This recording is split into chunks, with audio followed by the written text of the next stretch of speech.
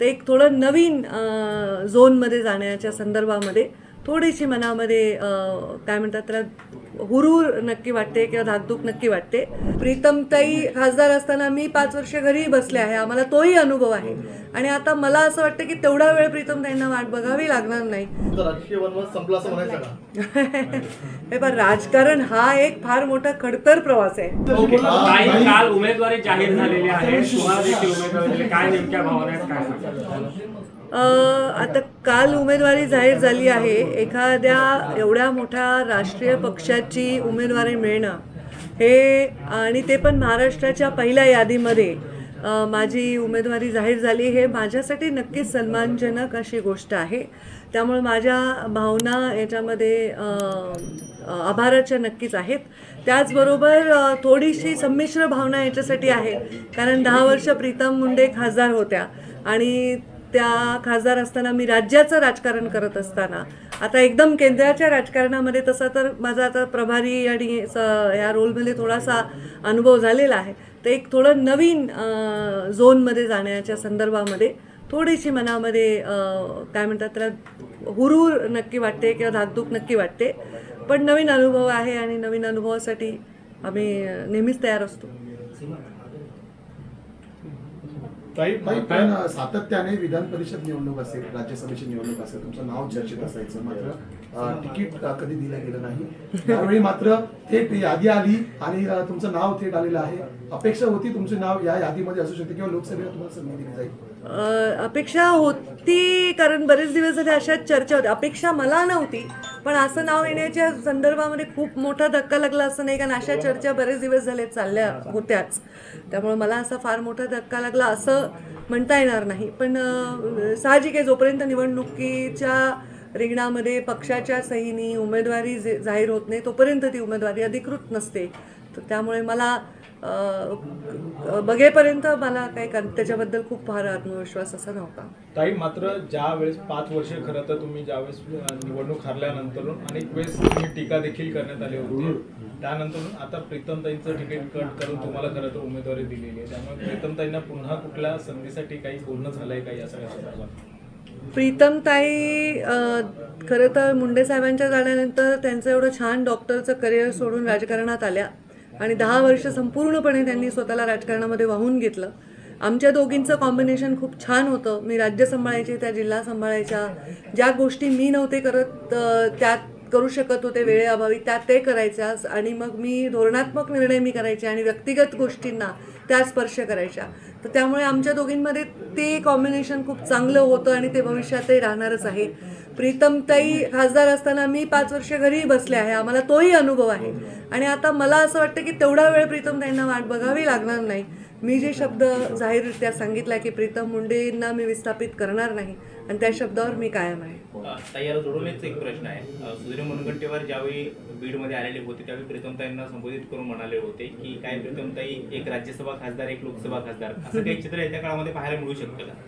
आता ह्याच्याबद्दल खरं तर मी भाष्य करणं अनुचित आहे. आत्तापर्यंत अनेक वेळा गेल्या 5 वर्षात किमान 10 विधान परिषदा, 10 राज्यसभा झाल्या असतील.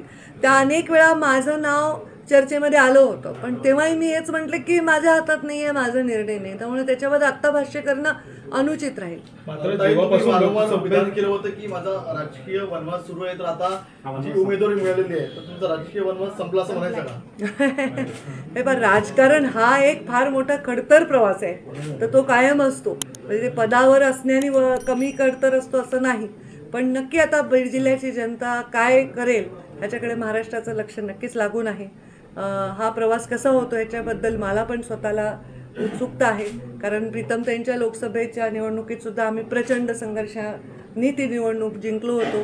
माझ्या निवडणुकीचं तर आपल्या सर्वांना सगळं परिचित आहेच आहे.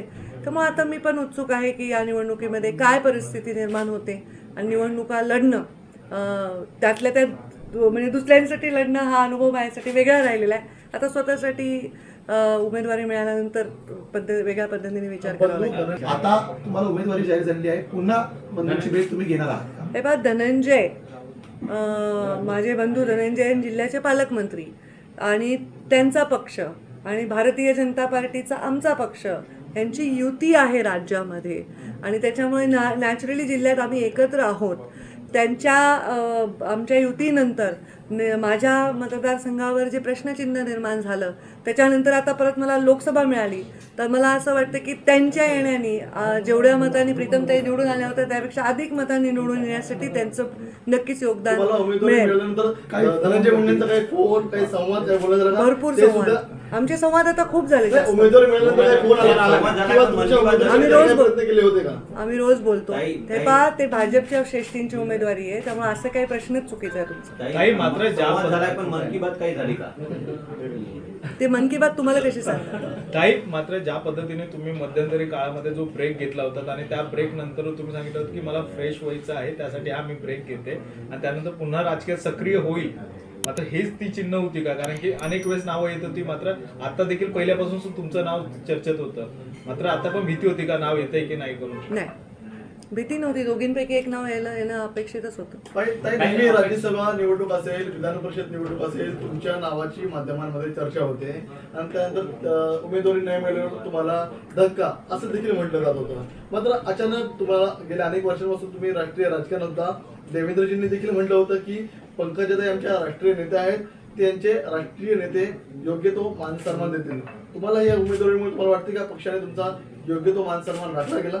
मला असं वाटतं पक्षाने माझ्यावर जबाबदारी दिली आहे आणि जबाबदारीला सन्मान समजण्याच्या संस्कारात मी वाढलेली आहे, तर या जबाबदारीचा मी सन्मान म्हणून स्वीकार करते.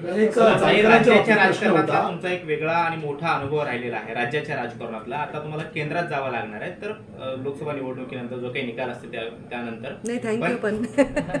पण राज्यातलं राजकारण सोडून केंद्रात जाण्याची आताची भावना कशी आहे, म्हणजे काय वाटतं या सगळ्या? आता खूप प्रीमॅच्युअर आहे. काय वाटतं म्हणजे उरवर वाटते. नवीन नोकरीच्या इंटरव्ह्यूला जाताना जसं वाटतं, लग्नाच्या बोल्यावर चढताना जसं वाटतं, अगदी तसंच वाटतं. याआधी तुमची महादेव जानकरांनी भेट घेतलेली होती आणि आम्ही नाही, आमची खूप महिन्यात भेट झाली नाही. त्यांनी तुमच्याबद्दल उल्लेख केलेला होता सातत्याने. जानकरांनी मात्र त्याची वेगळी वाट धरलेली आहे. महाविकास आघाडीमध्ये ते भावनामधून लढण्याची शक्यता नाही. आता जोपर्यंत कुठली गोष्ट अधिकृत होत नाही त्याच्यावर भाष्य करणं आयोजित उघडपणे महायुतीमध्ये टीका केलेली होती. महाविकास आघाडीकडून नाही त्यांना आता उघड ऑफर देण्यात येत आहेत जागांसाठी. त्यांनी महायुतीसोबत राहावं की महाविकास आघाडीसोबत जावं, तुमची नेमकी काय प्रतिक्रिया आहे? ते मी त्यांना प्रत्यक्ष भेटीत सल्ला देईन. असं म्हणाल की जिल्ह्यामध्ये आणि राज्यामध्ये तुमची धनंजय मुंडेंच्या पक्षासोबत युती आहे आणि ते येण्यानं तुमच्या मताधिक्यात नक्की वाढ होईल, मग अशी अपेक्षा आहे, कारण जास्त ताकद वाढेल ना. कारण आम्ही जिल्ह्याची जेव्हा निवडणूक लढलो तेव्हाची परिस्थिती वेगळी आहे, विधानसभेत एकमेकांसमोर तेव्हा तिथली परिस्थिती वेगळी आहे. नक्कीच धनंजय मुंडेंच्या येण्यानंतर परळी विधानसभेमध्ये आम्हाला जास्तीचा त्रास होणार. युतीचे उमेदवार म्हणून तुमचं काम करतील विधानसभेत, तुम्ही त्यांना तसं सहकार्य करा परळी विधानसभेसाठी? जसं आता ते माझं करतील तसंच मी त्यांचं करेन. असेल किंवा ओबीसी आरक्षणाचा जो काही मुद्दा आहे, दोन्ही महत्त्वाचे मुद्दे भेटलेले आहेत.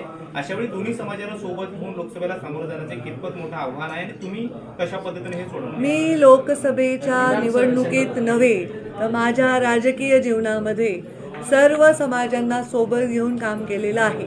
माझ्या पालकमंत्री पदाच्या काळामध्ये ज्या बूथवर मला 20 मतं पडली त्यांना पण मी तेवढाच निधी दिला आहे ज्या बूथवर मला 20 मतं कमी पडली आहेत. त्यामुळे मी जेव्हा एका संविधानिक पदावर जातो तेव्हा आपण कुठल्या एका पक्षाचे नाही, कुठल्या एका जातीचे नाही, कुठल्या एका विचाराचे नसतो. आपण त्या जिल्ह्याचे, त्या राज्याचे किंवा त्या देशाचे असतो. त्यामुळे अशा प्रकारचा बायस विकास करावा असा मुंडे साहेबांनी माझ्यावर कधी संस्कार केलेले नाहीत. मी माझ्या बीड जिल्ह्यामध्ये सर्व समाजांना एकत्र घेऊन चाललेली आहे. आरक्षणाच्या भूमिकेमध्ये माझ्या सगळ्यात बॅलन्स भूमिका राज्यामध्ये मी घेतलेली आहे. दोन समुदायांना एकमेकांच्या वर भांडायला लावणं हे मला कदापिही पसंत नाही. नेहमी मला असं वाटतं की समुदायांमध्ये मित्रता, सौहार्द राहूनच मार्ग निघाला पाहिजे. माझ्या भूमिकेचा सर्व समाज नक्कीच चांगला सन्मान करतील हा मला पूर्ण विश्वास आहे. 1-2 यूट्यूबच्या बातम्या किंवा एखाद्या पेपरमध्ये एखादी आलेली छोटीशी बातमी याच्यावर न जाता माझ्या मनाचा अंतर्मनाचा जो विश्वास आहे तो नक्कीच सार्थक बीड जिल्ह्याची सर्व जातीची जनता करेल. महाराष्ट्र से 20 उम्मीदवारों के नाम का ऐलान किया गया है. साहेब जर आज असते तर पहिली प्रतिक्रिया काय राहिली त्यांची? बापरे, पंखू कामाला लाग. मुंडे साहेबांना जर उमेदवारी मिळाली असती ते मला बोलायचे चल पंकजा कामाला लाग. तसं मी आता प्रीतमताईला सांगते चल प्रीतमताई कामाला लाग. कारण मुंडे साहेब असते तर मी या भूमिकेत आधीच गेले असते, कारण ते वापस राज्यात येणार होते आणि नक्कीच ते मुख्यमंत्री राज्याचे झाले असते. अशा प्रकारची परिस्थिती होती. स्वतः प्रधानमंत्री नरेंद्र मोदींनी आमच्या जिल्ह्यात भाषण करताना हे सांगितलेलं आहे. त्यामुळे जर मुंडे साहेब जीवित असते तर मी लोकसभा तेव्हाच लढले असते आणि मुंडे साहेब राज्यात आले असते. पण आता अशी परिस्थिती आहे. राजकारणात पुन्हा अरे बघा, डॉक्टरेट नाही ती PA ती स्वतः डॉक्टर आहे, डॉक्टर MD डॉक्टर, हे स्किन विन सगळं ते करतात. पण त्या स्वतः काय करणार आहेत हे मी त्यांच्यासाठी सांगणं योग्य नाही. राजकीय क्षेत्रात त्यांच्यासाठी काय करता येईल ह्याच्यावर माझं नक्की लक्ष असेल, कारण जो व्याप आमचा आहे तो मॅनेज करायला मला त्यांचा हात लागणारच आहे. ताई, तुमची उमेदवारी जाहीर झाल्याच्या नंतर बरेच लोकांचे फोन आले असतील अभिनंदनाचे. सागरवरून फडणवीसांचा फोन काही आलेला होता हो. किंवा काही सांगता काय झालं? त्यांचं माझं रात्री बोलणं झालं. त्यांनी मला अभिनंदनासाठी फोन केला होता रात्री. आमची दोघांची या विषयावर चर्चा देखील अल्पशी झाली. प्रत्यक्ष भेटीत बाकीची चर्चा करू.